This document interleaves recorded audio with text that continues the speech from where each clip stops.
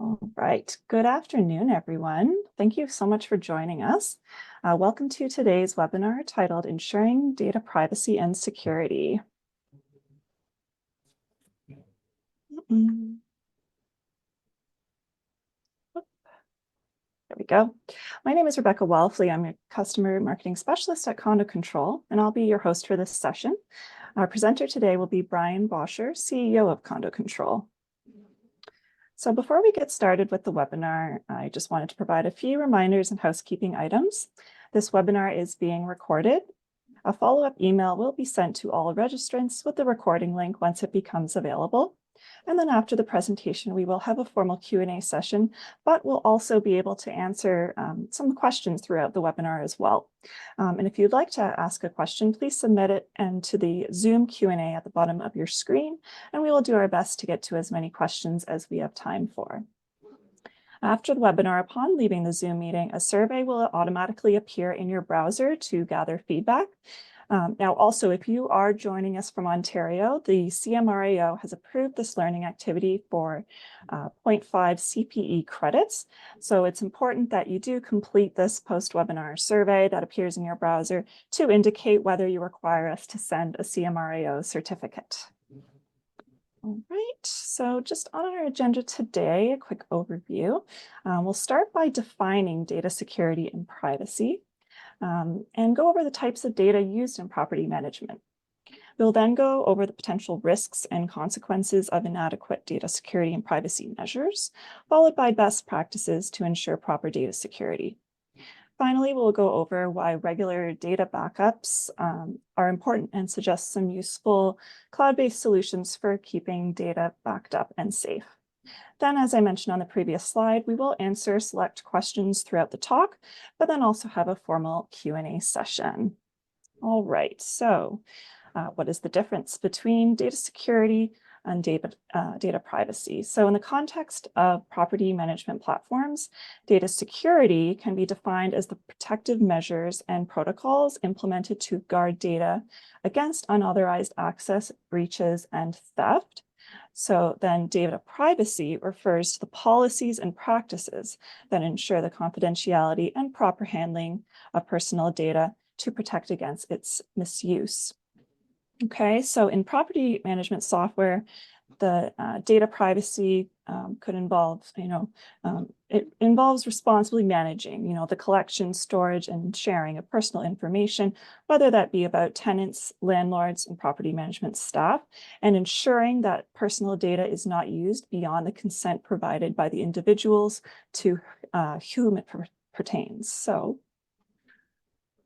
there are three main types of data typically handled by property management professionals. So first, tenant information. So this may include the names, email addresses, or credit card numbers. Just as a note, any banking information is not stored within Condo Control, but in a separate provider. Just want to make sure that is noted. Another data type is property data, such as financial statements, status or estoppel certificates, and even incident report data, which may include, for example, whether an incident that involved the fire department, police, or even ambulance. And then lastly, maintenance records and activity are other types of data that are stored, and these may include work order descriptions and vendor contacts. All right, so we'd like to conduct a poll now with the audience. So if you're joining us, please select an option from the following list. So our question today is, what aspect of data security do you find most challenging in your role? So first option, ensuring the protection of owner and tenant data. Second, managing access controls and permissions. Third, regularly auditing data security practices. Fourth, keeping up with legal and regulatory changes. And fifth, conducting the regular data backups. So we'll just take a few seconds to gather the data here, and see what we come with. All right, so looks like, legal and regulatory, very popular.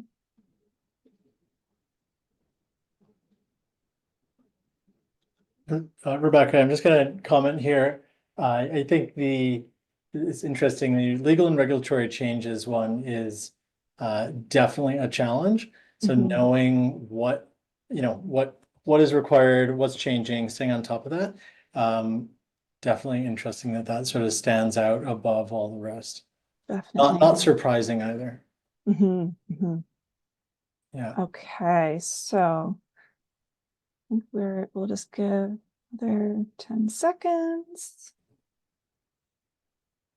Okay. Yeah. All right, thanks everyone. So yes, looks like the top two are first keeping up with legal and regulatory changes, and then the second most popular being ensuring the protection of owner and tenant data. All right, thanks everyone. Okay, so next I'm actually going to pass it on to Brian. And he's going to talk about the potential risks and consequences. Okay. Give me 1 second just to get the slide. There we go. All right, Brian. Okay. So give me one moment here. Yeah, so first thing we're going to talk about is a couple of the most common issues and risks that you're going to face or that you do face on a regular basis. The first one being phishing attacks and the second being ransomware. So phishing refers to a situation where a hacker or an attacker pretends to be someone that they're not, and they're trying to get you to take some action or to share information that would they're going to use to exploit something, whether it be financial or otherwise. A couple of red flags that we're going to talk about a bit more. But starting out, look for email addresses with odd domain names or threatening or aggressive language that's trying to encourage you to take action, um, or a request for personal information. And the second one that we're going to talk about is ransomware. So ransomware is basically software that will encrypt files on your computer and then ask you to make some sort of a payment, usually in Bitcoin or some other cryptocurrency that will then allegedly they'll give you a key to unlock your files and get your data back. Both of these are very disruptive and not something you want to be involved with. So we're going to give you some tips on how to try and avoid this. Uh, so here's a few things on how to spot phishing emails. First, checking the sender's email address.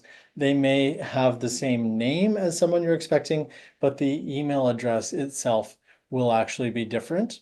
So it could be, slight misspellings or a domain name that doesn't make any sense. Second, be wary of urgent or threatening language. Again, trying to get you to take action quickly is going to be, not sort of a normal thing. And then third, looking out for generic readings. So if a dear customer, rather than your name, is going to indicate that it's probably not, not being sent just to you, but maybe it's part of a larger attack that is being sent to hundreds or even thousands of people. Fourth, again, this advice is pretty old now, but it's still very good advice. Never click on links for attachments from unknown sources. If you're curious, you can hover over the link to see where it goes, but I definitely wouldn't click it. It's very risky. And then finally, verify request for personal information by contacting the requester through a different channel.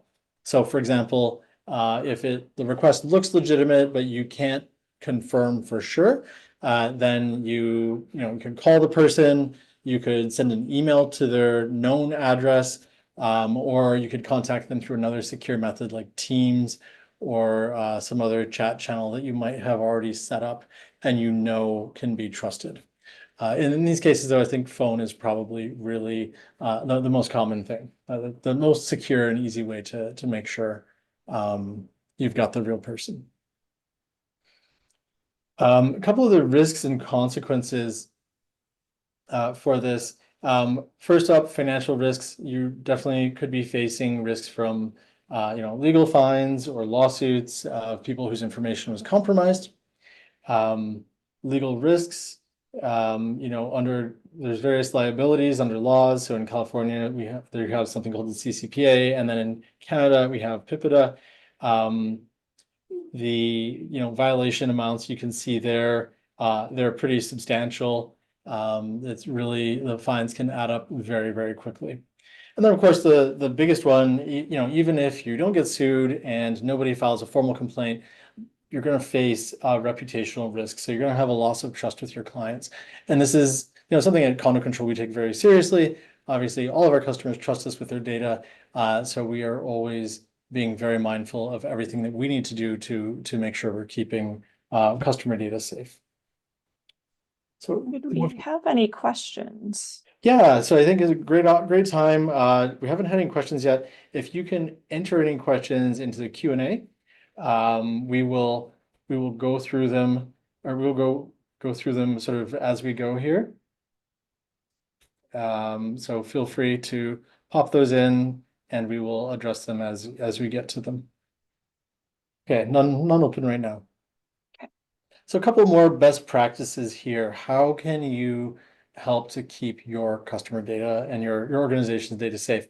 Number one is using a secure software. So obviously, Condo Control is at the top of that list. You're all customers.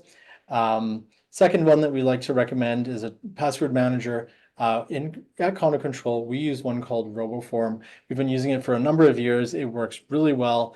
It keeps your passwords secure, stores them in an encrypted way, so that you're not having to remember all of these passwords.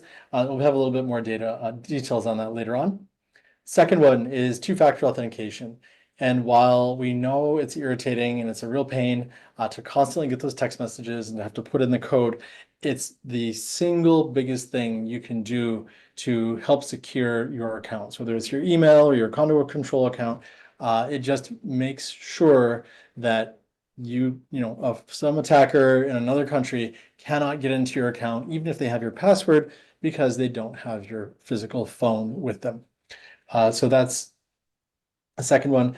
This one I'd really like to emphasize. If you don't have this turned on for your Condo Control administrator accounts, I'd strongly recommend it. Just because if someone gets into your Condo Control account and you're a property manager, a board member, or even a security guard, they're going to have access to all of the owner and resident information. So it's really a good idea if you can turn on two-factor for that. A couple of more things here. Customizing user groups and permissions to minimize access to need to know. This one's really important. If people don't need information, they don't need information, and so they shouldn't have access to it. So by restricting people to have access and the ability to see only what they need, you're just reducing the risk. There's fewer accounts having access. There's fewer ways that information can get out. It's just a good practice. And then the last one is using individual accounts. As you know, there's no charge for however many accounts you want in Condo Control. So it makes sense that every staff member has their own account. It helps to give transparency, and you can have visibility into who's doing what in the system. And if people make changes, for example, or they download something, you have a record of it. If you have a shared account, you lose that ability. Okay, so I mentioned RoboForm just a minute ago. This is really one of my favorite tools. I've been using it for the longest time. We were able to get a discount code for you if you're interested. I think Richard just popped that into the chat. So you can click that link, take a look at the website. It's a great tool. It's very easy to use. You use it across your phone, your computer, desktop, laptop, whatever, and everything stays all synced up. The best thing that I like it for is the ability to generate long, complex passwords that you don't need to memorize. So it just makes it very easy to use, to make sure that you have a different password on every service that you're using. And just going to pause here and take a look at questions.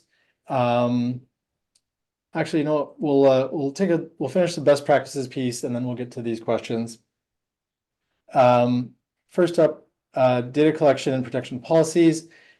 This one really is applicable as you get into bigger organizations, but something to start thinking about even at an individual building or board level, or even if you're a very small management company.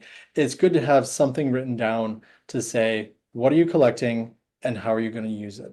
And so, that's really something people are starting to expect more and more. Second one here that's I think increasingly important as well is cyber insurance or cyber reliability insurance. What this does is it's going to provide some protection against financial losses resulting from a cybersecurity incident. Because your regular business or insurance policy, by default, usually will not cover this. This is usually a separate coverage. It can also cover legal costs, settlements, public relations, and any compliance issues that might arise from it. I think that one of the most important things, though, is it provides support in response to an attack or a breach. So rather than like if your system or your company gets compromised, there's not just you trying to figure out what to do. There's professionals who are going to help you respond. And I'm sure you may have all seen in the news this past week, London Drugs was out of commission for an entire week as a result of a cyber attack. So this is exactly what that type of insurance is for. Finally, data security training and awareness for property management staff. I think this is a big one. We do this internally at Condo Control. We do our best to remind everybody, don't click those links, watch out, follow these best practices. Try and be, on top of what are the current risks and threats that are going on in the world. Okay, let's pause just for a second here. A couple of great questions right before we get into the last topic. So, great question. So, has there been a problem with other clients on this subject, lawsuits or breaches? So no, there has not been, neither of those have been a problem. But what I can tell you from my personal experience is having been in this industry for a number of years now, and having many of you have my email address in your address book. When somebody's email gets hacked, I know about it personally because I get an email when they spam your entire address book. So it is a very common thing that you have a building Gmail address that somehow gets compromised. Then the attacker goes in and emails everybody in that building's emails address book, trying to find out, who might be a potential target to exploit. A couple more questions here. I'm just going to answer before we go on to the backup. Can you please summarize how Condo Control secures our data? It's a great question. So at Condo Control, you can see it on our website. We have what we call a microsite on condocontrol.com. If you go to condocontrol.com/trust, there's a number of things that we do to keep your data safe, and it's all laid out there right on our website. At a very high level, it sort of breaks down into a couple of buckets. Number one is technology things. So things like firewall, threat detection, things to automate dealing with potential threats and to prevent them. The second category is procedural. So things that we do in the company to keep your data safe, to make sure that all the team members know what they're supposed to do and so forth. And then finally, the third one is backups, which we're going to talk about in just a minute here. But Condo Control absolutely does back up all of your data. And we back that up. We have it sort of live synchronized in 2 places and then backed up to a third location every half hour. So at our recovery point objective is 30 minutes. So if worst case scenario, your data loss would be no more than 30 minutes. So those are some great questions. I'm going to pause here, and then we'll come back to more questions after this backup section. So in terms of backing up your data, backing up isn't quite what it used to be. And from a consumer perspective, and you have a laptop, you have some files on it, it's now very, very easy. You don't need an external hard drive. You don't need to schedule it. By using one of these tools, all your files are going to be automatically backed up, continuously. So if something does happen to your computer or laptop, you can recover those files very, very easily by downloading the program onto the new computer and syncing everything up.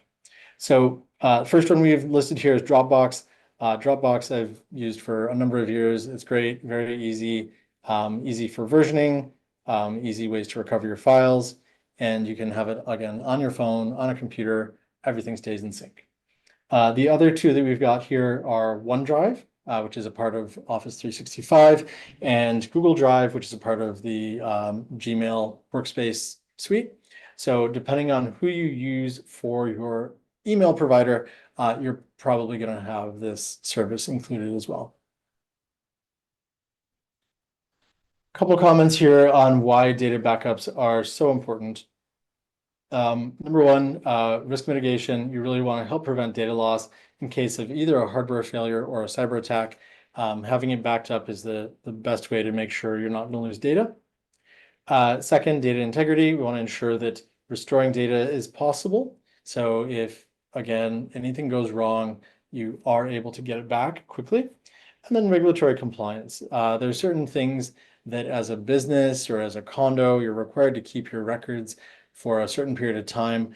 And that time period, that requirement is there even if you suffer an attack. And that is not a valid reason to lose data.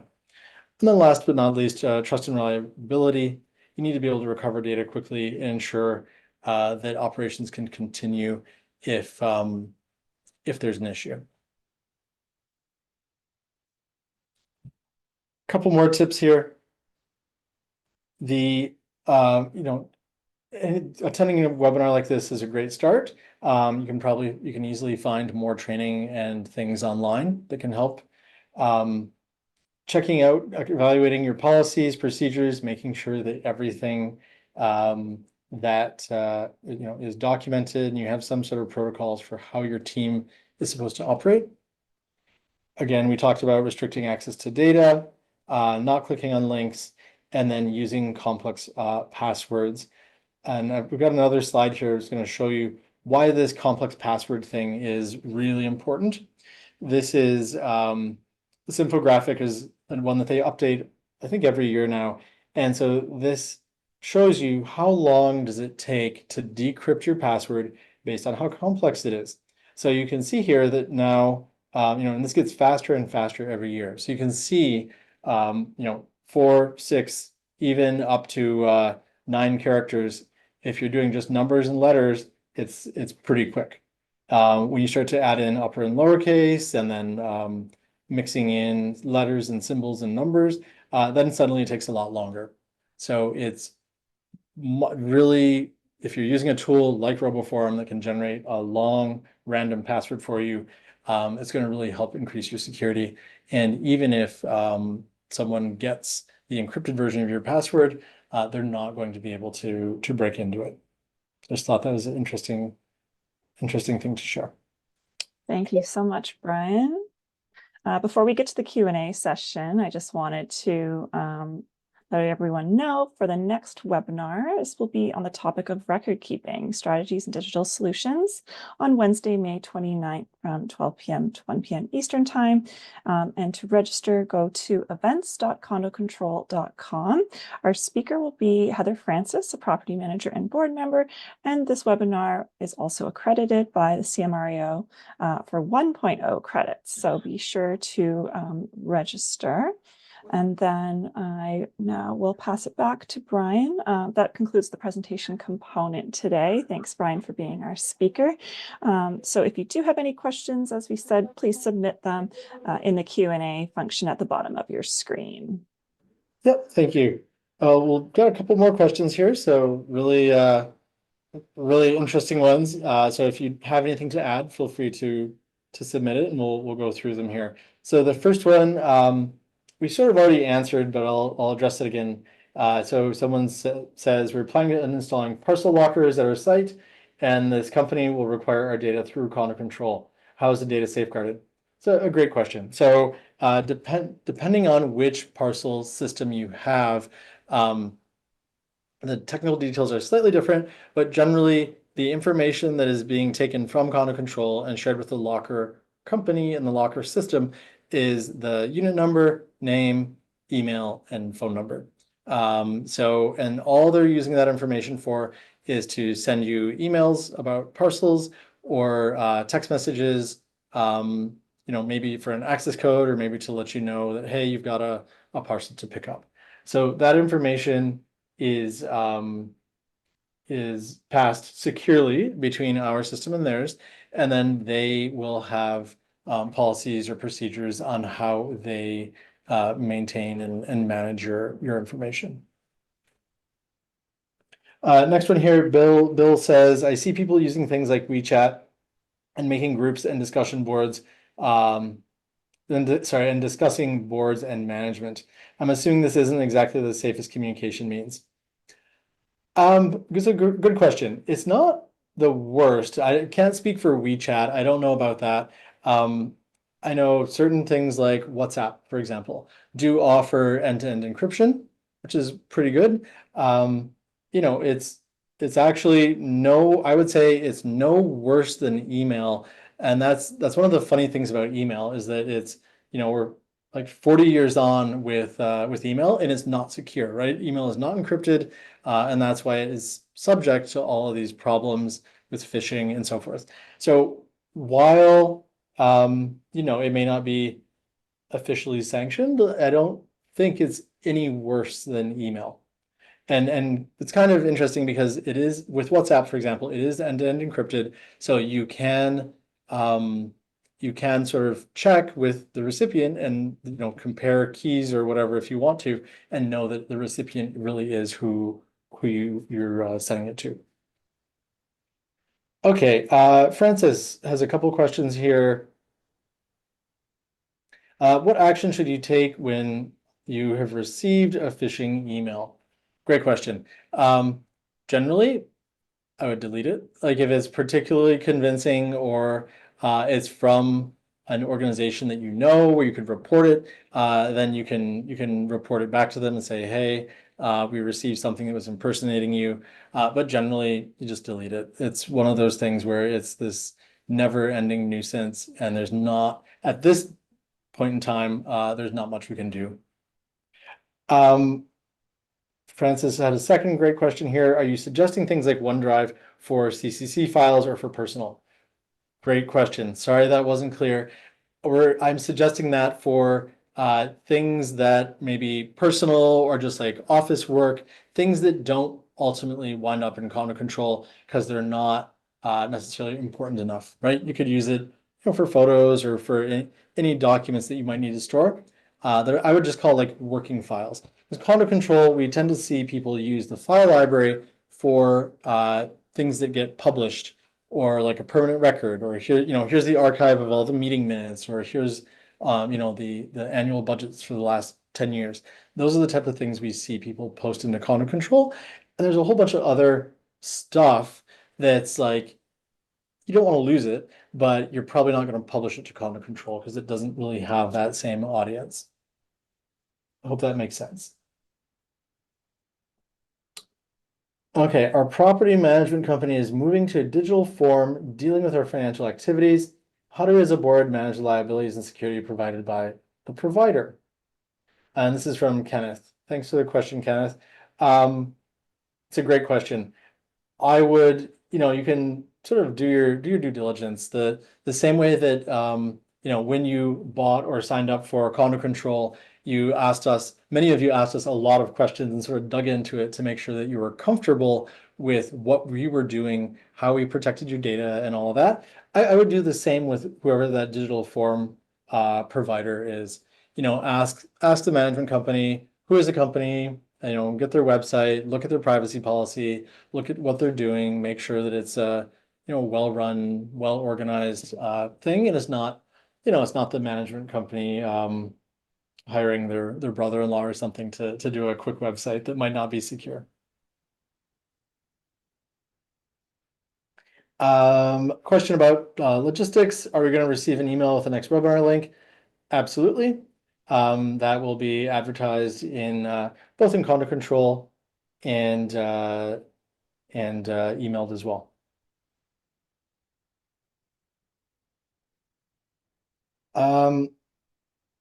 Okay, so lots of great questions here.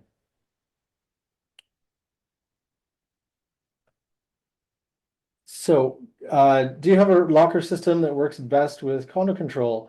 Great question. There's several that we have integrations with. You can actually see it on our website. So if you go to condocontrol.com and you click on integrations, you're going to see an option there that lists a couple of different options for you.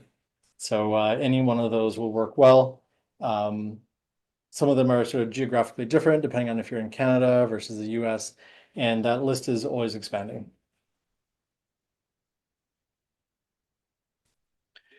Douglas has a question. Former boards distributed owner and resident contact lists of personal information to directors. How can the hard copy list and resulting digital addresses be recalled and confirmed destroyed? That's a very, very difficult question, and there's not an easy answer there. I mean, I think you can ask for it back. Maybe, hopefully, they give it back. Hopefully, they didn't keep a copy. One of this really probably is more of a legal question for your lawyer than for me. But one of the things that I know the board that I'm on, we do, and a lot of management companies do, is you have a board of directors code of conduct that includes things like a privacy policy and what is acceptable and not acceptable behavior. So getting that code of conduct in place and getting it signed by all new board members, I think is a reasonable step. It's going to have something in there that says, I'm not going to make use of personal information. I'm not going to try and contact owners directly. The sort of things that you would expect. But getting back information once it's out is kind of a problem. And this is exactly, this isn't a digital breach, but this could be construed, and we've seen this with the regulatory body here in Ontario, where information is improperly shared can be considered a breach.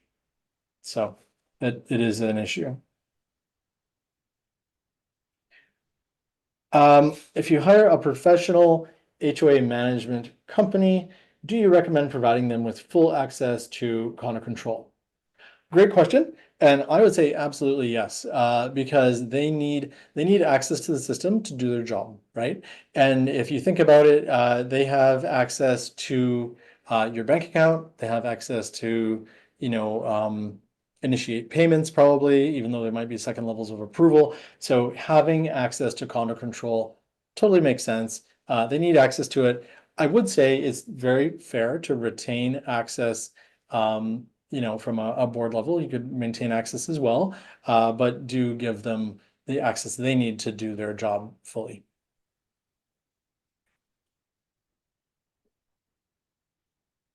Okay, Shaylin has a question. Board member has concerns about privacy and security related to features like Condo Control pet forms, vehicle details, electronic authorizations, etc. How secure and compliant with Canadian privacy regulations can we use these features safely and out of the box? Absolutely. Yeah, these are, this is core to what we do. This information is stored securely in Condo Control, and it's all stored in the same way. So it's absolutely secure. I think permissions, understanding the group permissions in Condo Control is really important. So if this is just a example to demonstrate, but if you said, you didn't want certain people in the management team to see the unit file, you can restrict their access. Again, people need information to do their jobs, but if there's certain things you want to restrict, the system does have the ability to do that. Then you can either talk to your account manager or a support team, and they can help guide you through it if you can't figure it out on your own.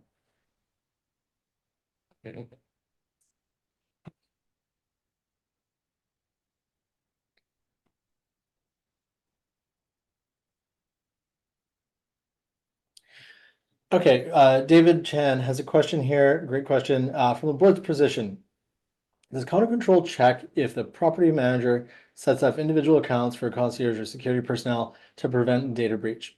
We often have staff turnover and are concerned that former security staff will continue to have access to resident and owners' data. That is absolutely an important concern, and it is one that lives with the board and management to check whether people's access is removed when it needs to be removed. And we can't we unfortunately can't do anything to help you with this because we don't know what's going on at your site, and we can't say, okay, so Bill left or was fired last week. We need to make sure we remove his access. We don't know that. So there's no way for us to know. So we can't help you, but absolutely, it would be a good idea to check that. Maybe quarterly would be good, like every 3 months, do a quick check, make sure that everybody who's got administrative access is correct and the access list is correct, and you've taken away their access. I mean, at condo control, we have employees who come and go, so we have the same procedure. When there's a departure, we do a check and we go through all the systems and make sure that the users are removed and deactivated.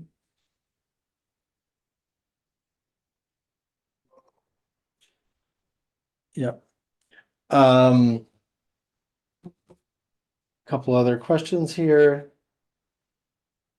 So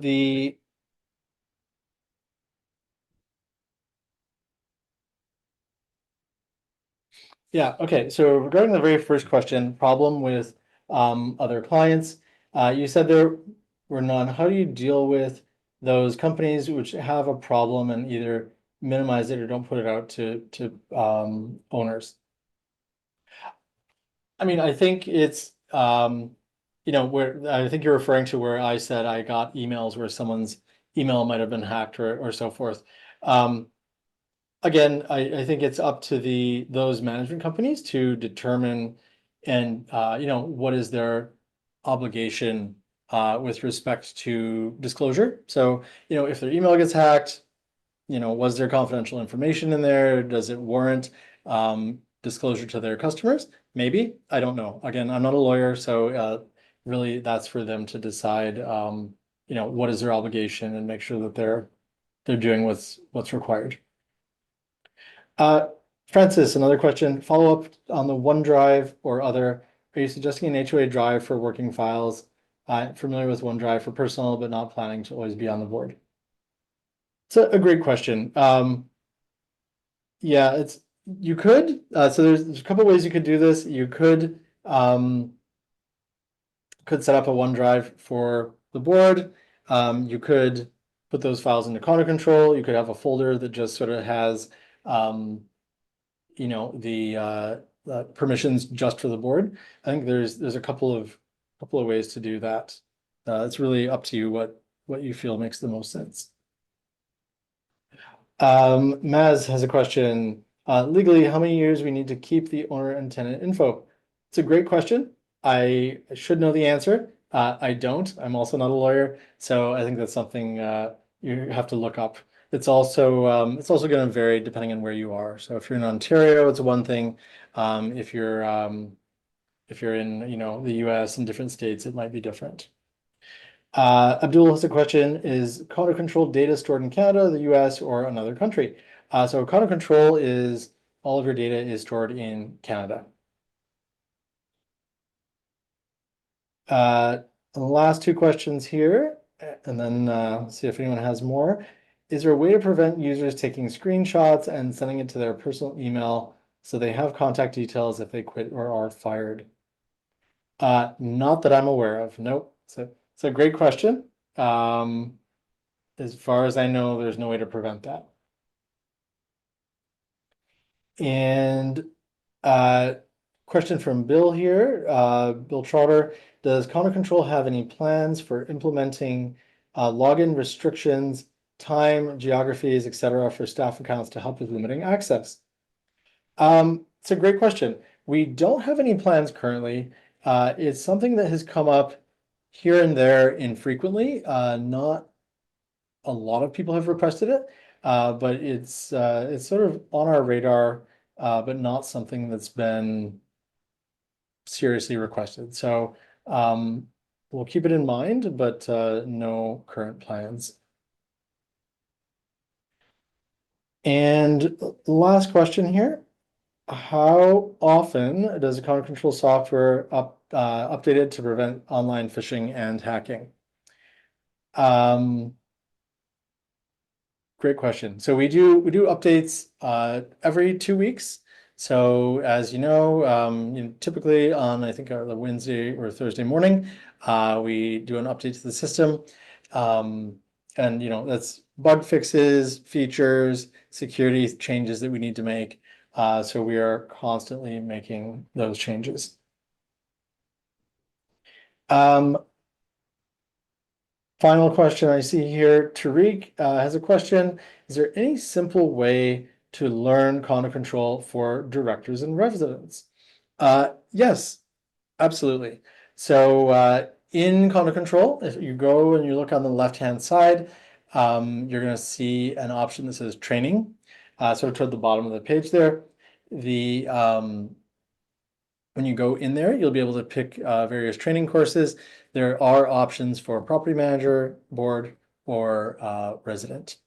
And we've just, I know you're asking about board and residents, but we've actually just for property managers launched the first phase of our condo control certified program. So if you're interested, you can go on our website and see that. And we're rolling that out so that we're going to have an actual certification program on condo control. Yep. Great comment here from Tim around the best practices for preventing screenshots and sharing of personal information is to have anyone with access sign a privacy policy, which is then subject to legal action.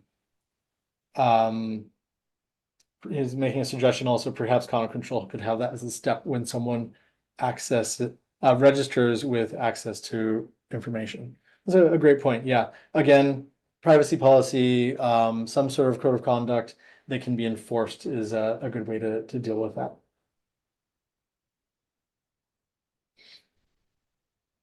Okay, so we're getting into questions, non-data questions, but happy to keep going here.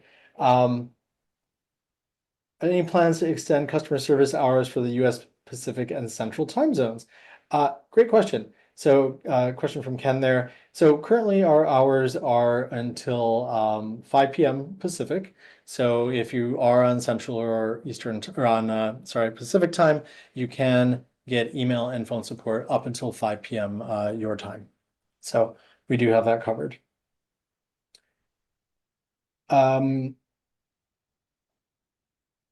Sort of a feature question here.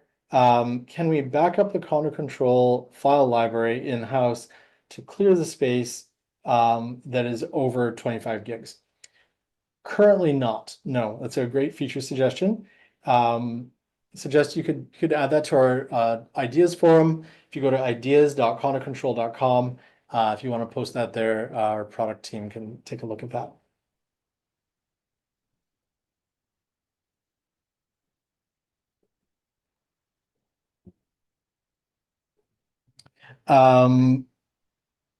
Nicole has a question, just to clarify that backups and updates are two separate things, e.g. every 30 minutes versus every 2 weeks. Absolutely, yes. So backups of the data in condo control is continuous, and that happens every 30 minutes, always. And the software updates and the changes that we roll out to condo control, those happen every 2 weeks. And what is the recommended retention period for data in condo control? Again, that's going to be up to you and your needs, your local laws. Our retention in condo control is forever. Once you upload it, it's going to be there until you delete it.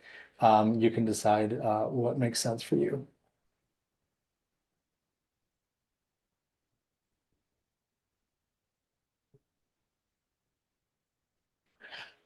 One more question here from Francis. How do we take advantage of a backup or tech support?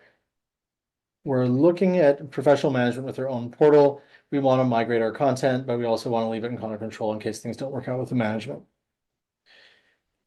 Great question. So what we typically see is that when boards are looking for new management, they will oftentimes tell the manager, hey, we want you to use Condo Control and we want to keep using that as our main platform. Most management companies are very happy to do that. And then you don't have to deal with this migration or switch. You also retain control of your data. If things don't work out with the management company, you're not left in a position where you lose your data.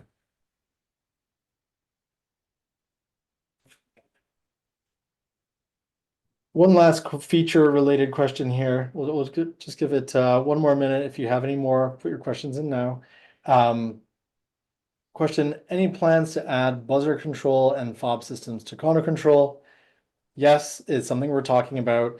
No firm timelines yet, but it is on the agenda and it's something we're looking at. So we will keep you posted once we have more solid plans there. Okay.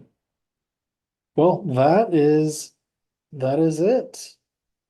All right, Brian, I will show our contact us slide here. So everyone, for more information, you can contact us at 1-888-762-6636.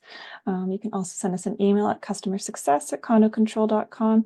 And please do visit our website, www.condocontrol.com. So we really appreciate everyone joining us here for today's talk. Thanks again for your time and your participation as well in the Q&A.